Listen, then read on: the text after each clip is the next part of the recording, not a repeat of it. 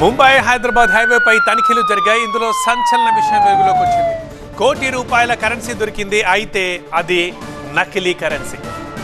ఎక్కడైనా నకిలీ కరెన్సీ ₹1,000, 10,000, 1,00,000, 2,00,000, 10 లక్షలు చూస్తాం. కానీ ఇక్కడ అక్షరాల ఒక్కసారి చేసిన తనిఖీలోనే ₹1 విలువైన నకిలీ కరెన్సీని స్వాధీనం చేసుకున్నారు పోలీసులు.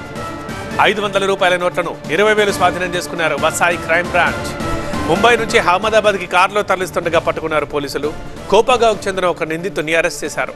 ₹30 లక్షల ఒరిజినల్ నోట్లకు ₹1 ఫేక్ నోట్లు ఇచ్చేలా ఆఫర్ ఉందట. నెట్వర్క్ క్రిమినల్ మైండ్ ఎవరన్న దానిపై పోలీసులు ఆరాధిస్తున్నారు.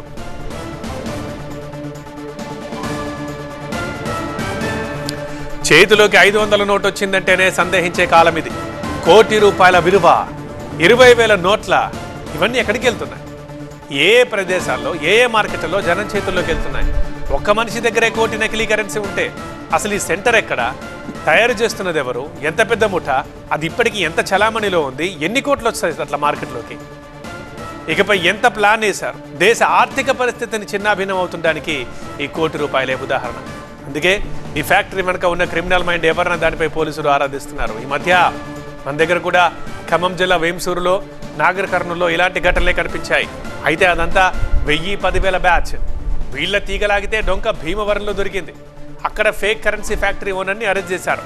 కానీ ఇప్పుడు ముంబైలో పట్టుబడ్డ ₹1 ఫేక్ కరెన్సీ, అది రోడ్డు మీద తనిఖీల్లో చూస్తుంటే ఇంక మన చేతిలో ఉన్న నోటు కూడా చెక్ చేసుకోవాల్సిన దుస్థితి ఇప్పుడు మనకు.